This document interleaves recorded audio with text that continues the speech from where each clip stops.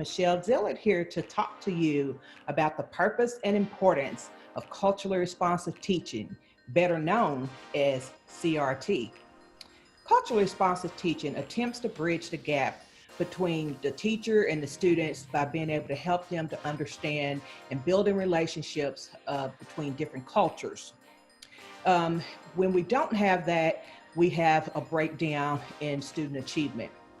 CRT is so important because it helps create environments.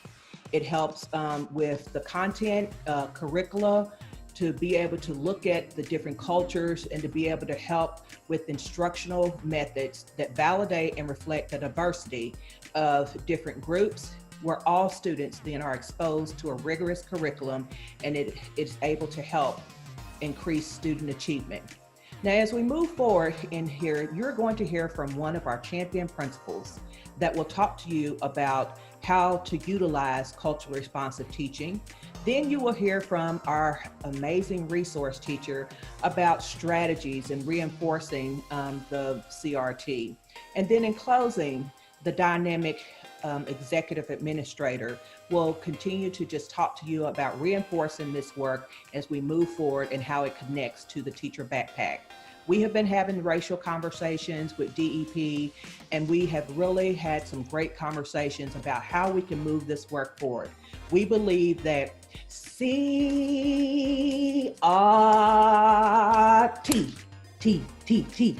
is important. On to the next one. I'm Tara Greenwell, proud principal of Ramsey Middle School, and I want to talk to you a little bit about how we've ensured culturally responsive teaching is happening in every single classroom. Part of our mission at Ramsey is to provide an exceptional educational experience that prepares students to pursue their passions by developing empowered learners, service-minded leaders, and globally responsible citizens. And you'll hear me say this a lot, that it's more than just an academic experience for our kids, that we're creating an educational experience both within the walls of our school and outside of it that makes them feel a sense of belonging. And so we ensure that all three pillars are covered, but that we highlight racial equity in all of that. Racial equity ties into the backpack of success skills and culture and climate. They all become one in so many ways. So culturally responsive teaching, at Ramsey, we talk about the fact that culturally responsive teaching ensures that we take into account the backgrounds and experiences of all students in our learning communities. We also highlight cultural humility. I'm a big believer that cultural proficiency and cultural competency are very difficult for teachers to grasp because it's not realistic. Cultural humility, though, is the ability to humble yourself with a respectful attitude towards individuals and other cultures that pushes one to challenge their own cultural biases. So what we did at Ramsey was we embedded culturally responsive teaching components into our PLC framework. And what that looks like is we aligned our framework or our reflection to the JCPS framework. And that includes data analysis, where we disaggregated data by race and gender, collaboration, and planning ahead. We also utilized backwards planning with a culturally responsive teaching tool embedded into the reflection and the planning tool. We worked with DEP to create this as well. The R tool components were then intentionally embedded within that tool as well. So specifically, as we go through the R tool, content integration, showing teachers how to value diversity in the text that they utilize. For knowledge construction, helping teachers to teach students to understand how bias and culture create and influence knowledge. For prejudice elimination, teachers are intentionally planning lessons to build understanding and foster intergroup relationships. For equitable pedagogy, we're providing opportunities for students to share their experiences. And this also ties in for equitable pedagogy to standards-based teaching and learning. So we know that students need multiple chances, multiple ways to learn, multiple forms of learning to be successful, which is emphasized through our PLC structures. Also, the final component that we embedded was assessment, making sure that students are getting personalized learning, mixing up how we're teaching them, and also with the new tool that we're utilizing through Pearson Realize, having an equitable way to reach all of our students with standards-based teaching and learning. So in the end, the reality of our work is that it's nuanced, messy, and challenging. but it's also beautiful, empowering, inspiring, meaningful, and worth it. And when we can ensure that PLCs are having the right conversations, the tough conversations, and framing everything they do through racial equity, we can ensure that all of our students will be successful.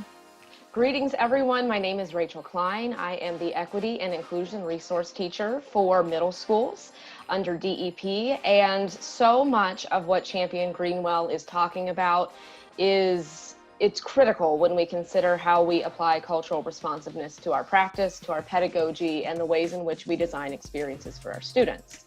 So when we think about cultural responsiveness, a lot of people would like a handbook on it. They would like a list of strategies. And the reality is, because of the very messy nature of the experience of teaching and learning and working with students, there's not ever going to be a perfect answer. There are going to be strategies that work for one person that may not work for somebody else. But what does work for everyone is to ground your practices in 4 basic components of cultural responsiveness. The first of which is to establish inclusion. So obviously we want to do our best to give our students ways to feel like they do have a sense of belonging. And so the classroom community has to be built on respect and beliefs that everybody is valuable and that there is a connectedness to the classroom community. And that's not something that just gets established at the beginning of the year and then goes away. It needs to be reinforced throughout the year. And that occurs with the way we teach, what we provide to our students, and the ways we allow our students to grapple with the content. Moving forward, we also want to develop our students' attitudes as a principle of cultural responsiveness. So we want to build on students' personal experiences. We want to call upon their knowledge. They're not blank slates. They've experienced the world. So let's ask them to crack that wide open and share that with us, because when we do that, then we are able to have deeper and more meaningful conversations, and more relevant learning can occur. So when we are helping our students to develop an attitude as a learner, then we've got to pull them in. We've got to find ways to connect to their lives and to provide diverse perspectives, diverse texts, diverse mathematicians and scientists and artists and everyone that has contributed to the world. Let's pull on that. So once we are able to do that and we continue to reinforce that, we want to enhance meaning. We have to be, as instructional leaders, capable of showing our students the clarity and the purpose of why we do what we do in the classroom. So creating clear outcomes, asking students to contribute to the creation of curricular choices and assessments, giving students opportunities to solve problems and be critical thinkers, give them real world content to deal with, because the real world it's here and it's now. So we need to bring that into the classroom and give kids an opportunity to enhance meaning of content by way of examining the world around them. Finally, we want to engender competence as a final principle of cultural responsiveness, where we are giving our kids opportunities to practice, to fail, to receive feedback, to try again, and to continue on this journey of learning and reflecting and setting goals. And when there is a breakdown, that's not the final sentence for our students. That's where feedback comes in. That's where support comes in.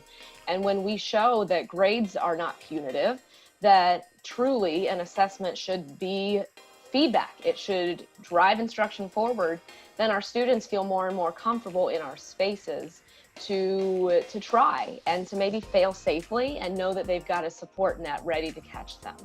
So when it comes to support from my end of things, any of my colleagues on my resource team could offer trainings regarding cultural responsiveness. We can guide you through the R tool.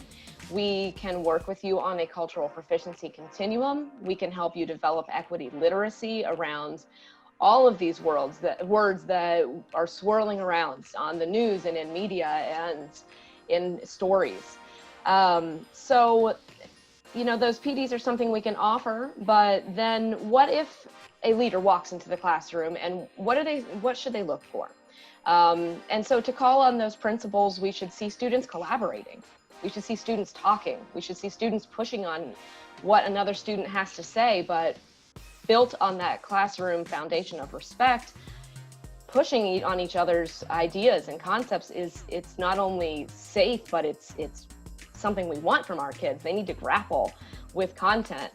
We want to see kids talking about historical and current events that are not just the easy ones to talk about. So we need to give them the tools to have these difficult and complex conversations. We want to hear about mathematicians and scientists and authors and artists that come from so many different cultural experiences and races and backgrounds and parts of the world. And finally, we want to see opportunities for students to stop, to check for understanding, to receive the feedback they need, and to move forward. I'm Jessica Rosenthal, the Executive Administrator for Middle Schools. We are so grateful to have had the opportunity to hear from one of our champions, Dr. Greenwell, to talk about what culturally responsive teaching looks like at Ramsey Middle School. And that's something that we want to see across the district, this difficult, this messy, this complex work, and the great results that come from it, that truly this hard work leads to great results. And also hearing from Rachel Klein, one of the district's several resource teachers who are there to support racial equity and culturally responsive teaching in our buildings. So just to point out where we can find some other great resources just to support your culturally responsive teaching. The first place to go to find these resources is the teacher backpack.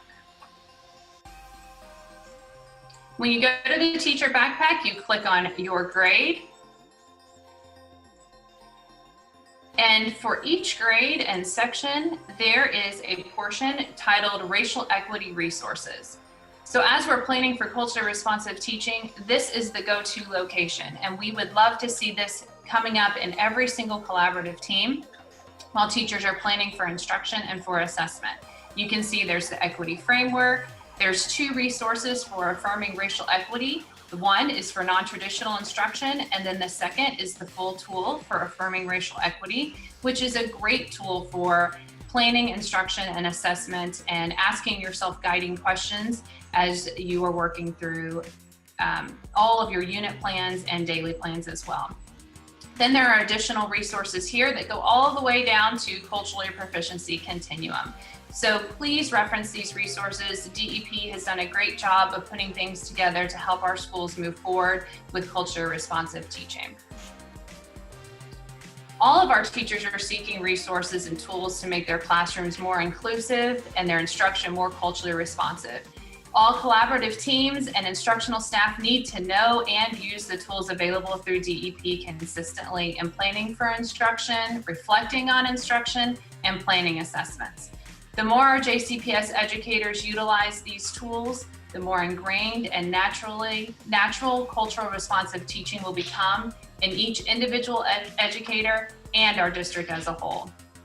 As a result, our district, our schools, and our classrooms will be more supportive, engaging, and affirming for every single student, a goal that we all have in common.